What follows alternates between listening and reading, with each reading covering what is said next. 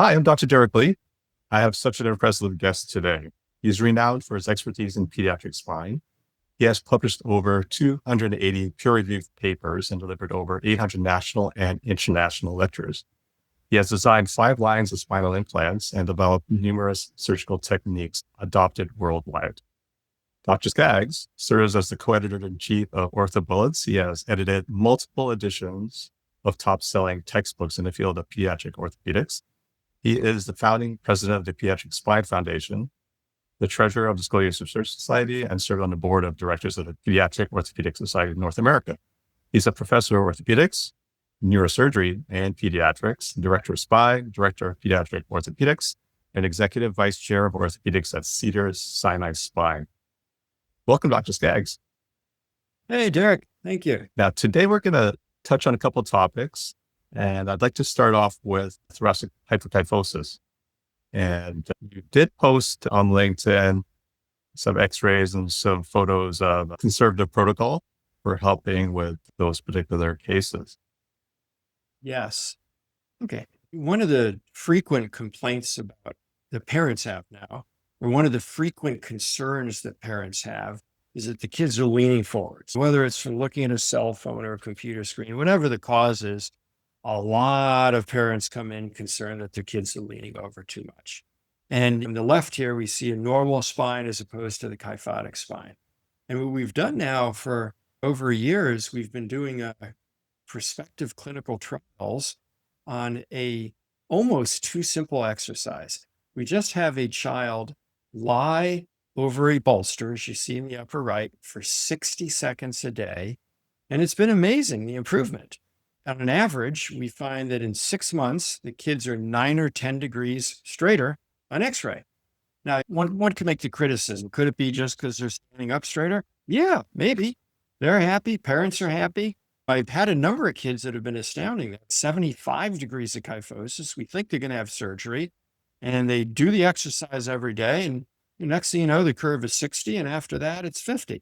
So I have had a number of kids saved from surgery doing this simple exercise of 60 seconds a day. The example we have here on the right is almost overcorrection, just to show how powerful it could be. But I do this every day. It's now become like brushing my teeth. If I don't do it, I don't feel so good. And if someone does, remind you to stand up straighter.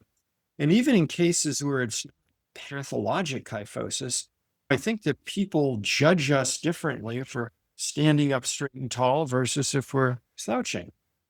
So this seems to be a fan favorite with concerned parents, and kids go along with it. We play let's make a deal. Hey, if you do this 60 seconds a day, then your parents can't tell you to stand up straight. And I think it ends up being a win-win. Just to be clear, we're not going to fix everybody with exercises. I do still have exercises the first go around with almost everybody. Nobody really likes wearing the great big braces for kyphosis, but there are going to be some people who you're not going to fix with exercises or bracing.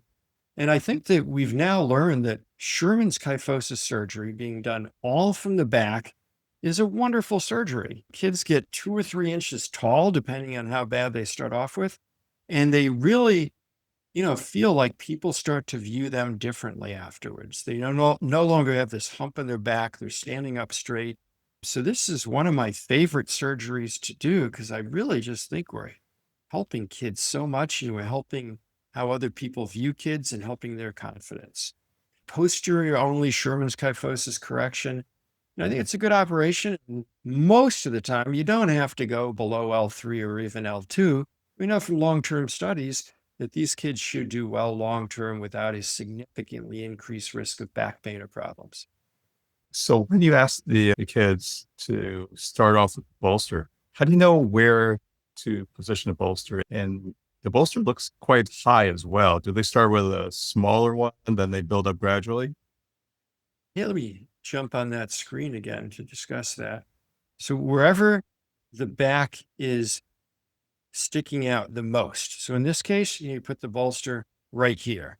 So it's usually right between the shoulder blades, wherever there's the apex of the kyphosis. Because what you want to do is allow or encourage the patient, see if you can get your buttocks and your head on the ground at the same time. And yeah, you might have to start off with a much smaller bolster, But kids who have a lot of kyphosis, simply lying on the ground all by itself is enough to start stretching things out. And if I could, I want to show one of my favorite slides. Life is a kyphosing event, subtitled Every Parent's Fear. I think that all of us do tend to go towards more of kyphosis over time. And I think we should all be doing some hyperextension exercises to help prevent this. I agree as well. Because after looking at your post, I started trying myself.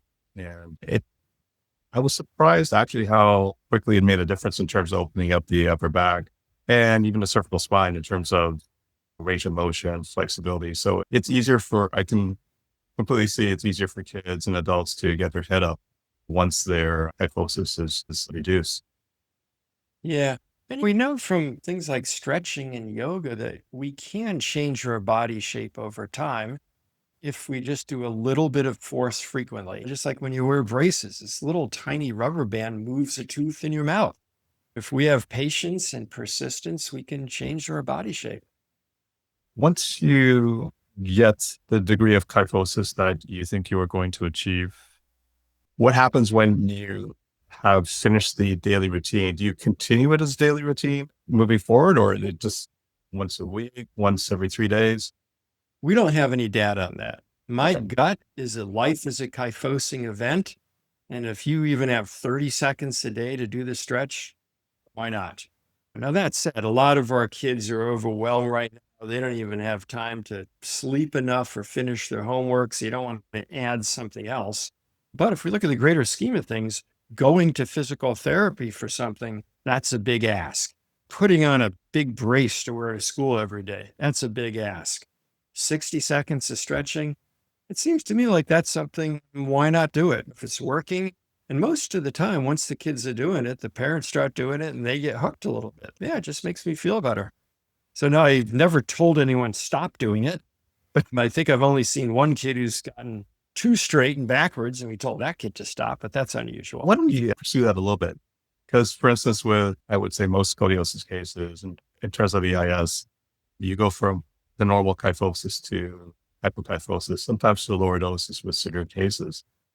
Is there anything you can do in reverse in terms of trying to reduce that hypokyphosis with a similar type of exercise? Sorry to put you on the spot there. I am actually just thinking, you just asked me the perfect question. And we didn't even practice this ahead of time. Now, let me show you something here.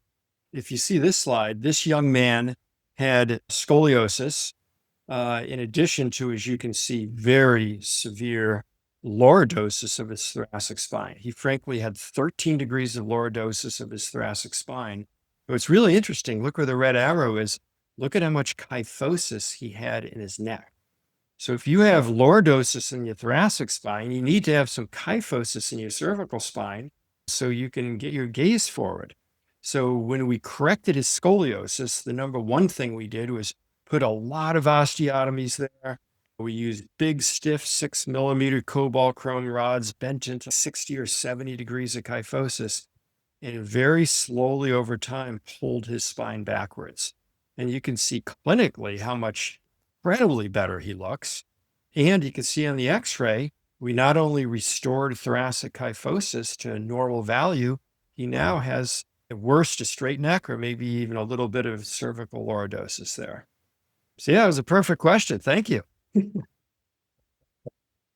I assume with this patient, you had a pretty rigid kyphosis as well. Yes. Surgery like this is a time to be patient and slow and keep the blood pressure up. You don't want to lose signals. What we also have learned from the adult literature is scoliosis doesn't affect one's quality of life anywhere near as much as the sagittal profile. When the sagittal profile is off, that's when people have pain.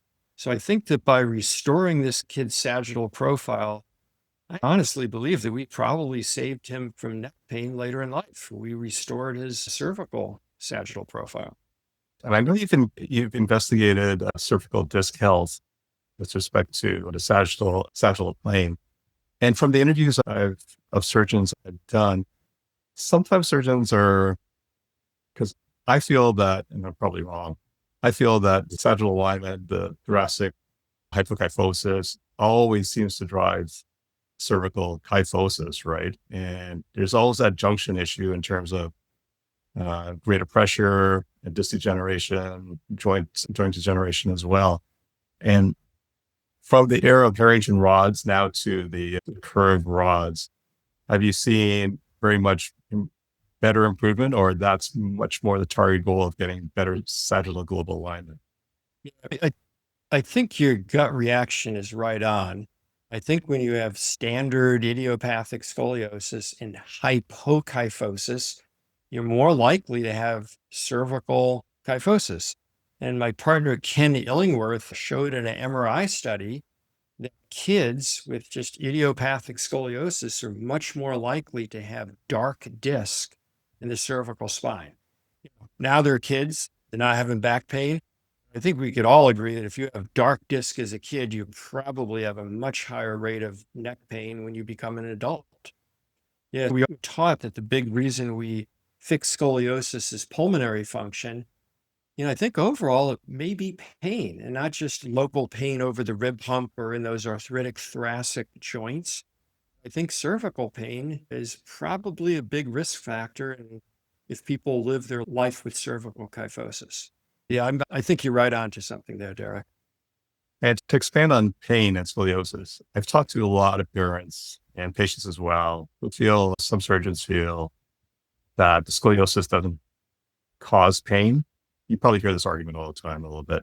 And some surgeons, 30 to 50% looking at research association with pain with EIS. What are your opinions on that in terms of, is there pain caused by scoliosis? Yeah, that's a complex and important question. So let's start with the simple. Number one, if you have a curve of, say, 50 degrees thoracic that's destined to get worse for the rest of your life, I think it's pretty unequivocal that untreated curve that gets worse and worse over a lifetime is associated with more back pain. So I think that we should all agree on that. And I think that's one of the biggest reasons why we shouldn't let a curve get worse over someone's lifetime. But what about the kid with the 45-degree thoracic curve? I think if you have pain all over, I don't know if that's associated with scoliosis. But in my practice, if you have pain right over that rib asymmetry, also called a rib hump, that seems to get better with scoliosis surgery. And it makes sense. If the ribs pushing backwards against the scapula and it hurts right there, they seem to get better when you untwist the spine with surgery and the ribs are no longer pushing against the scapula. So if it hurts all over, who knows what it is? I don't know if it'll get better with surgery, but if they have pain right over that rib hump, I tell the patients there's a pretty good chance that pain is going to get much better after surgery. Actually, can I raise one other thing? Sure, absolutely. One thing we see all the time is kids who have no back pain, who then discover they have scoliosis, start to report back pain sometimes. And pain is such a psychological thing. I think just the act of worrying or having anxiety increases the risk of back pain. I think it's also on us as scoliosis specialists to recognize that and to do our best to treat that and warn families, put it on the table, let everyone know what's going on. No, I completely agree. And with the stressors and anxiety, just people become more inflamed, more irritated, more hypersensitive. My son had a 53-degree curve as well, and he had zero back pain, but it just depends a lot on the individual as well, for sure. Yeah. One of the fascinating things we found is over the years, you could tell when a family's going for surgery, and I say a family because everyone goes through it. If the parents are chill, kids are going to do well. And if the parents are really uptight, you worry about post-op. So one of my favorite studies is we gave the parents a psychological test. And if the parents were one standard deviation higher on anxiety, the kids were 3 times more likely to still be taking narcotics at the first post-op visit, because the kids received the emotional message, something's wrong, instead of, you can handle this. So now I will sometimes just quietly give this paper to the parents ahead of time and say, hey, I need your help on this. And here's my cell phone. If you feel anxious, call me. Don't tell your kid. Excellent. That makes so much sense. For sure. Because they're going to jump on what their parents are feeling for sure. Their parents' anxieties are going to translate into their anxieties. Yeah. And they may share some genes. Yeah. For sure. Just to tie up the hyperkyphosis exercises. Are you currently running any particular studies on looking at that particular treatment option? Yeah, so we just finished a retrospective study in about 25 patients. And we found out if they actually do the exercises, they get 9 degrees better in 6 months. We are currently enrolling people in a prospective study and hope that goes on for a long time. Excellent. Can't wait to see when that's published. You send me a copy, please. Yes. We have a few more minutes. I was wondering, are you comfortable discussing VBT? Yes. So I have to state that I'm conflicted that I designed VBT for what's now called High Ridge and for Medtronic, and I get royalties for those for VBTs. I was surprised to learn that you're very much instrumental in developing that particular instrument package for scoliosis. Can you tell me a little about your involvement and your history? Yeah, so it was necessity is the mother of invention. I had a 9-year-old patient with bad thoracolumbar scoliosis who also had spina bifida and 2 dislocated hips. So for this patient to walk, he needed a lot of motion. I just sat there for a long time thinking, what could we do for this kid? And it turns out there was some adult spine surgery fusionless solution where you had screws and ropes. And I thought maybe we could put this in the front. The first paper came out with thoracic kyphosis. Larry Lenke did it, and it was published in JVJS. It looked great. Maybe we could do it in this kid in the thoracolumbar region. So we brought in that adult instrumentation for fusionless lumbar things and did a anterior approach, did a thoracolumbar tether. And I think the kid's probably almost 10 years out now and still doing okay. It was successful. The patient has enough motion, is still able to walk. So that was a success. I tried posterior tethers as well. And in some ways, you could say it was a spectacular failure because even though you didn't expose the spine whatsoever, but just put in pedicle screws and a rope, those two ended in a fusion. And in retrospect, one could imagine you have the facet joints right next to each other. And as they grow into each other and they fuse. So it's one way to make a fusion, even if you don't intend to. Now, that said, I think that there is a unique place, rarely for kids with, what I say, this congenital kyphoscoliosis, maybe. If you have 1 or 2 hemivertebrae, it frequently happens right around the thoracolumbar junction. So you have scoliosis and kyphosis. And I have one spectacular success where you just put a posterior tether on one side. And even if it fuses, imagine it might be a fusion in one quadrant, and then the kyphosis can straighten over time and the scoliosis can straighten over time. What I like about that, it's a very minimalistic, safe solution instead of waiting for it to be so bad that you have to do vertebrectomies. If you got to do a vertebrectomy, you do it. But if you can take advantage of someone's growth to straighten over time with a less invasive procedure, that seems to work pretty well. Now, vertebral body tethering has gone through quite a few changes in terms of parameters. It was quite wide, kind of narrowing down, especially thoracic versus lumbar. And it expands and sort of pushing towards more mature spine. So it's a little bit all over the place. Do you have any thoughts on the perfect patient for BBT? Yeah, I love how you phrase that. I was a visiting professor at Texas Scottish Rite. I remember Dan Ciccato said, VBT is a great operation in search of an indication. It sounds wonderful. You preserve motion. It's like mom and apple pie and Chevrolet. One of the most important studies, I think, came out of Philadelphia Shrine with our Samdani. They found out in the thoracic region, you don't really have that much motion to begin with. So if you're going to do a surgery that, has 40% rate of breakage, and the longer we follow these kids, the more something breaks or doesn't go right, the benefit of 10 degrees of motion in the thoracic spine just doesn't seem worth it. And I very much respected watching the Philadelphia Shrine says thoracic VBT is probably not worth it because it's always what are you up against. If you do a selective thoracic fusion for scoliosis, chances are you're going to have a great result. And when they looked at kids that had tethers versus the fusion, the kids were actually happier with the fusion because on average, their bodies became more normal shaped. So I think that it's not just the idea of motion, but how well you actually going to correct it, how much you're going to correct the cob angle, how much you can untwist it. Now, the holy grail would be the lumbar spine, of course, because that's where all the motion is. And if we could preserve motion in the lumbar spine, that must have not only short-term, but also long-term consequences. Now, since I've moved to Cedars-Sinai and I see my adult colleagues presenting their cases constantly, I realize that a lot of adult low back pain comes from a disc turning black and squishing down and losing lordosis and overloading the facet joints and pinching nerve roots. So I'm now very worried if we are compressing across lumbar discs, are we accelerating disc degeneration? Are we setting up people for back pain? And unfortunately, we're not going to know that for many years. So I am very cautious and worried about compressing a lumbar disc in a child.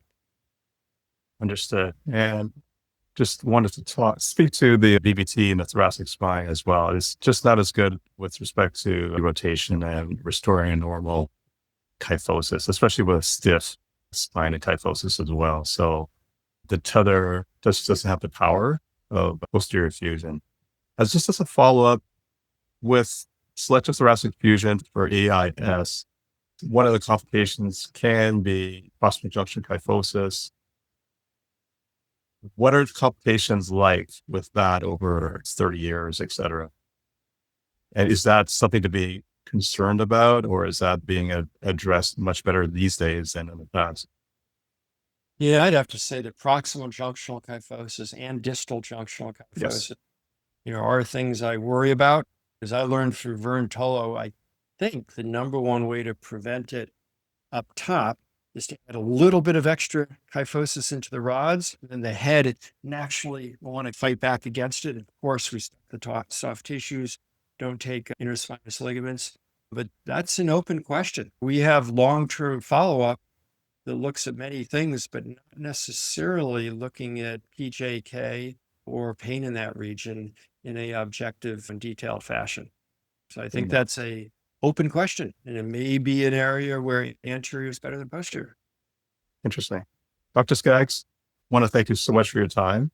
Thank you so much for doing this. And I hope that we've helped shed some light on things and maybe not generate too much controversy for your listeners.